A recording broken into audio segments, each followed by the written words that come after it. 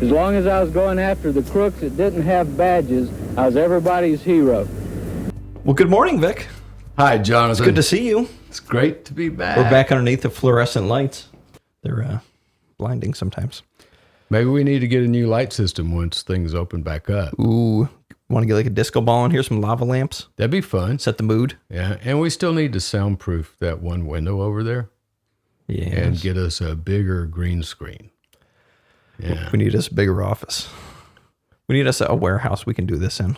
Well, you know, maybe we'll buy a building just for the podcast next year. Ooh, I like the sounds of that. When some of these law offices around here that have been making their people come in every day start closing down because their staff is dying, I'll buy the building and we'll put our podcast in there. But that's true.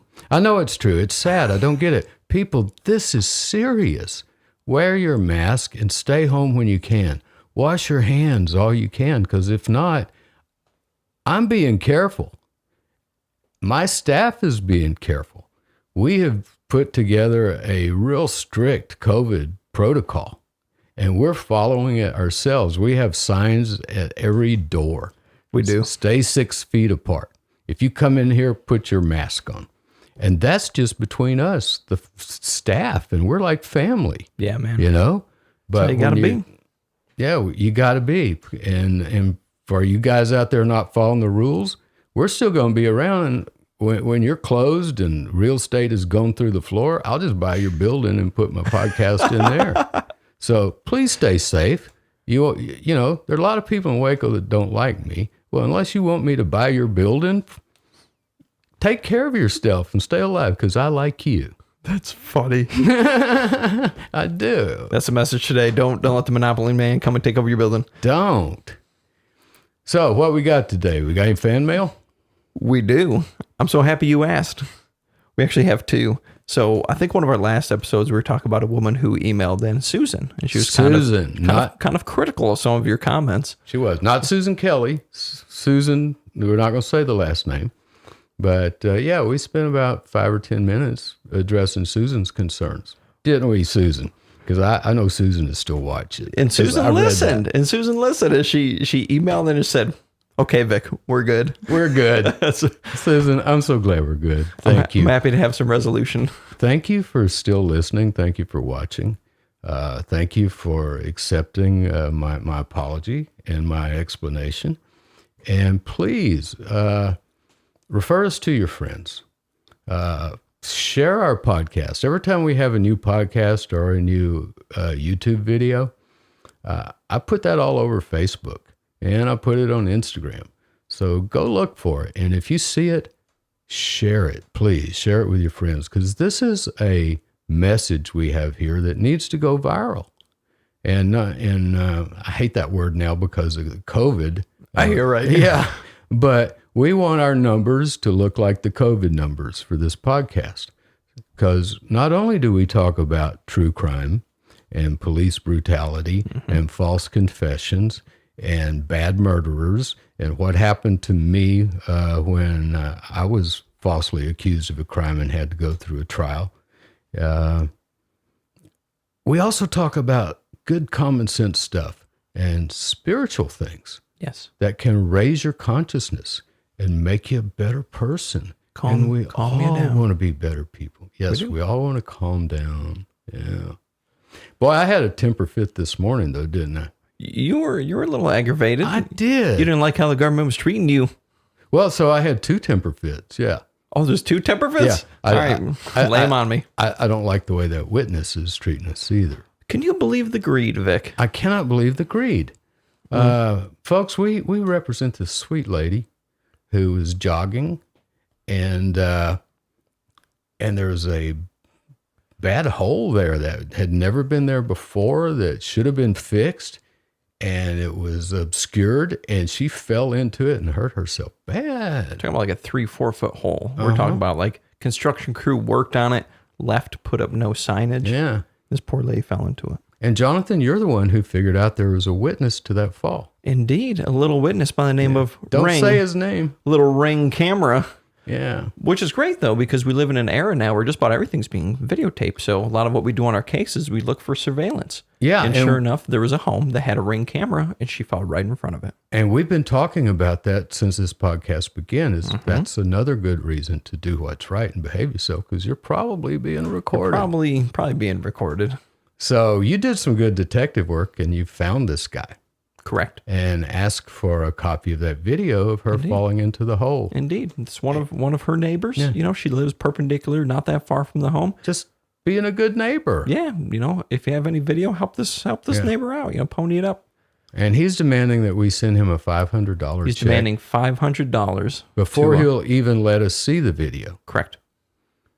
The greed, Vic. The greed of man. You know, help your neighbor who was injured. Mm-hmm. No. Why would I want to do that? You know, if the guy's broke, can't buy food, something like that, tell me.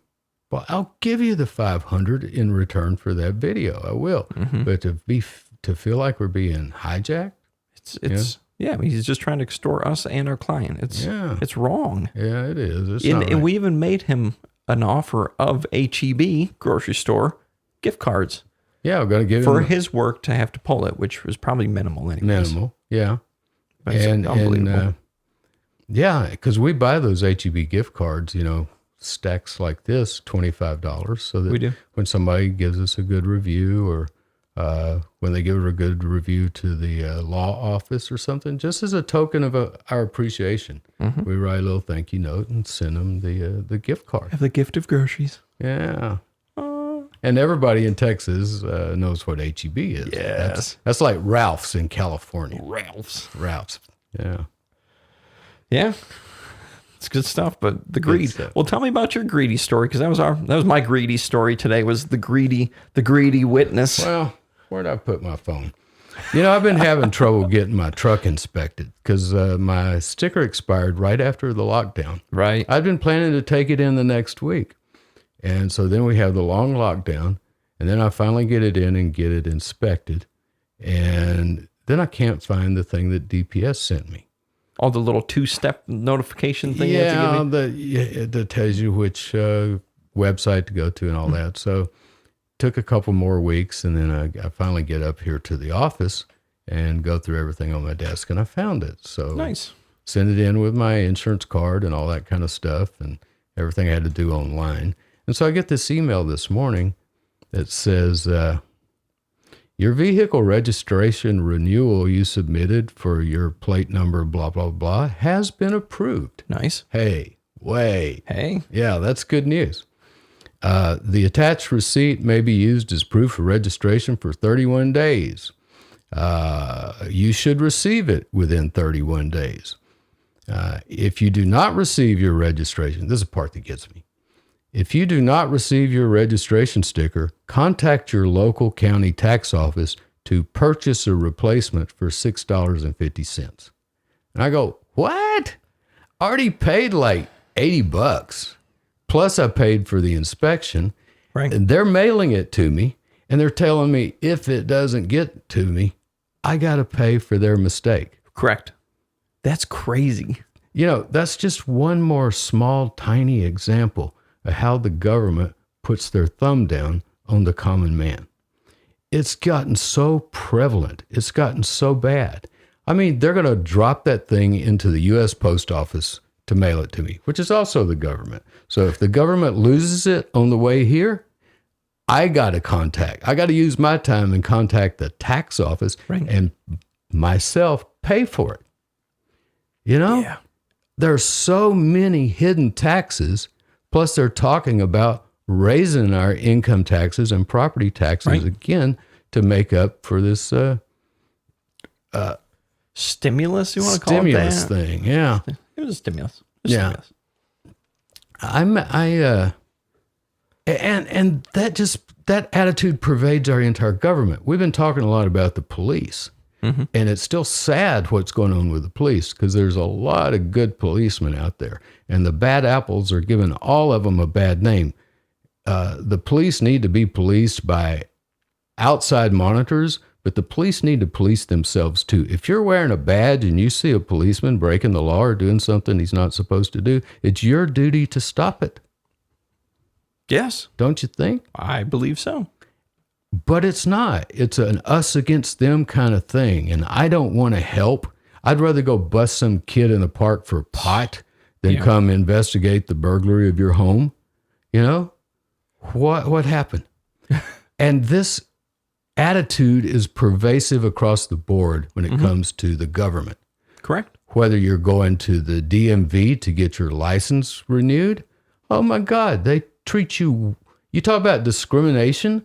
They discriminate against everybody. They just hate everybody. They hate everybody. I think they hate themselves, and they're just projecting that hate onto everyone else. It's got to be a bad job. You know, I wouldn't want to do it. I wouldn't either. But I totally love that line from Texas Tuna. What's Texas Tuna? Oh, it's a great. They're maybe 4 plays, and there are only 2 characters, and they do quick change. I don't know if they still do it. Yeah, I don't know if they still do it or not because they've gotten up in age. The first time I saw it, they were in their 20s, I think, when they were doing the first Tuna Texas. It was Tuna Texas, not Texas Tuna. Tuna Texas. It's about a little fictional town in West Texas called Tuna. And there's this line I love in it. One of them says to the other one, "Don't sit there like a government employee. Do something." There you go. You know, I've quoted that before. So if you ever get a chance, I think it's out on video. Tuna Texas and 4th of July tuna, and there are several of them. Christmas tuna. There's a whole thing. Yeah, there are like 4 of them. And they follow the same characters all throughout. And these 2 men play all the characters. Women, men, kids. They play every character, and they're so good at it. I love them both. But you go down to the courthouse, you can be treated like crap, man. Yeah.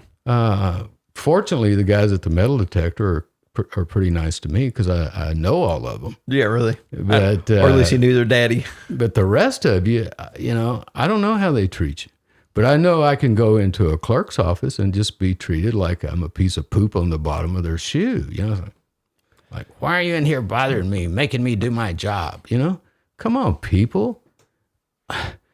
Quit hating yourself so that you can quit hating the rest of us. Meditate. Breathe deep. Look inside. Let go of grievances. Let go of jealousies. Let go of all that stuff from the past that's dragging you down, and be a good person. It's just so simple, Vic. It's just so simple. So simple. Well, do you want to speak of simple while we're on Vic right now? All right. Let me read one more review here. This actually came through our podcast, Apple Podcast. Someone posted this review. Oh, cool. Give the podcast 5 stars, which, to our current listeners, if you like the podcast, give us a 5-star rating. Yes, please go to Spotify or Apple or whatever you listen to and rate us and give us a review. Yeah, please. It helps our numbers. It does. So this one says, Vic Feazell is a great storyteller, and he's got one heck of a story to tell. And that was from Luna678. Thank you, Luna678. Thank you, Luna678. I appreciate that. He does indeed. I got a ton of stories, man. I know. I know you do. Our first episode, you compared me to Forrest Gump because I've lived that many lifetimes and got that many stories. You brushed some shoulders with some interesting people. Just accidentally run into and have known some of the best people and got to hang out with such incredible people in my life. I've just been so blessed. I'm a very grateful person. True. Gary Richardson says, the harder you work, the luckier you are. And that is true. And I say, the more grateful you are, the luckier you are too. Because if you're grateful all the time, I'm finding out that things will come to you even without you having to work that hard. Now, we work hard here, and maybe it feels like we're not working that hard because we enjoy what we do. And I like helping people. I'm going to help that lady on the jogging trail. We both are. Yeah. And if I have to go find that guy and beat the tape out of him, if I have to beat him with the bloody end of an arm pulled off of somebody that just died with COVID, I'll do it, man. That's medieval, Vic. Yeah, I know. That's really medieval. Yeah. I would never do something like that, but my mind can go there because I like to write fiction. Sure. And so I can go all the way. I can think this way over here, think this way over here. And just because you have a thought, that doesn't mean it's you. Your thoughts, they'll go across like clouds in the sky. Just let them go. Only the thoughts that we grab and massage and compulse over, get obsessive about, that'll become you. So be obsessive about being grateful.